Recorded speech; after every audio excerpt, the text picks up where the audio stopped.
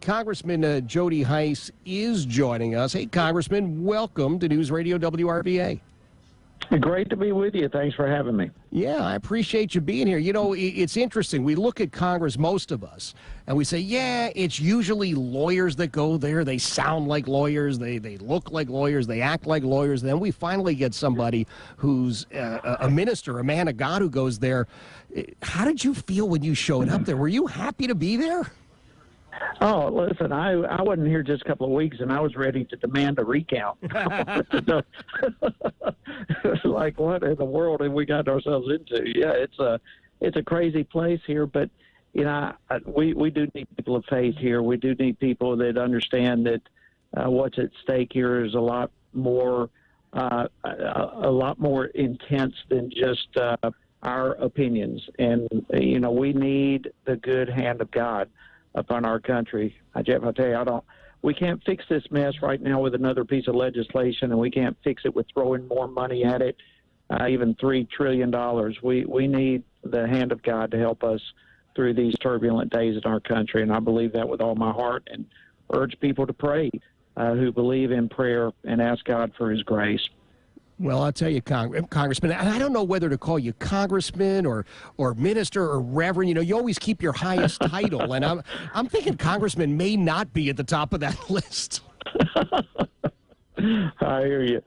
Well, you're amongst friends. Let me put it that way. This is a wonderful program, and we have so many people that are true believers, not just in God, but as you mentioned, the power of prayer. Is that reflected at all when you travel in the halls of Congressmen? Aside from you, or are you with some folks there who kind of get the bigger picture? Yeah, you know, that's a great question. I fully anticipated coming here that I would be very much a loner as it relates to spiritual issues and my faith. But, you know, that has frankly been one of the pleasant surprises. There are a number of believers across the way. There are Bible studies and prayer meetings all throughout the week that people are allowed to participate in and take advantage of. And I was not expecting that. So, yeah, that in itself has been an encouragement to me, and I believe with every election we have, there have been more believers that have been elected from across the country, and that in itself is a great thing. Yeah.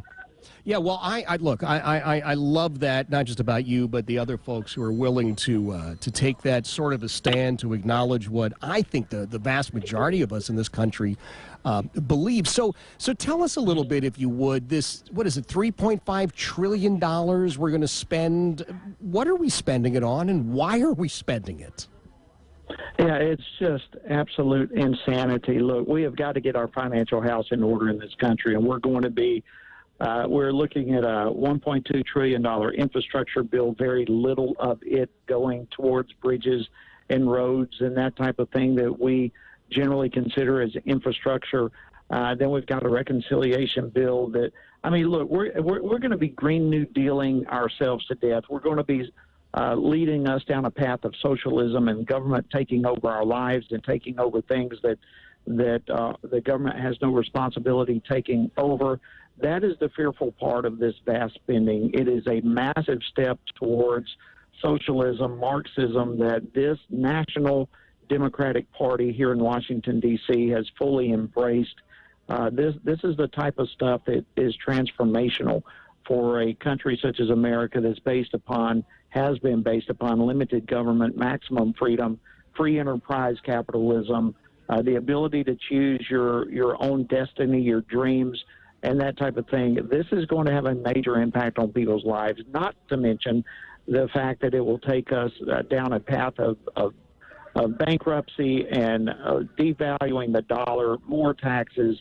I mean, I see no value whatsoever in this. We need reform in spending. We don't need continual government programs. Congressman Jody Hice is joining us. The congressman, I think, is the only man who comes to Congress with a career as a minister, a man of God, and then again, I keep talking about some of these other things he's done. I mean, a talk show host as well. Gosh, I don't know that I would list that high up on the resume either. But I'm so happy that you're joining us. So, Is it possible to stop this runaway train, this $3.5 trillion, or is this a done deal? Well, you know, that's a great question to ponder right now. From the simple answer, for those of us in the minority, is it's difficult, if not impossible, to stop it. You know, we throw sand in the gears, if you will. We use parliamentary processes trying to stop anything and everything we can or slow it down. But at the end of the day, the majority does what they want to do. But there is a glimmer of hope with that. Right now, the Democrats are in utter disarray. They are battling back and forth with each other. The so-called moderate Democrats are fighting the socialists, the outspoken socialists, and vice versa. And right now, they don't have the votes to pass this, which is great news for America. And I hope it stays that way. At least that's my opinion of assessing the situation right now. I do not believe they have the votes. That is the best thing that could happen for our country right now. Well, listen, Congressman, I appreciate you making some time for us. I'm hoping you don't mind. We'll reach out to you again. Is that all right? Please do. Absolutely. Love being with you. Thank you, sir. That is Congressman Jody Hice.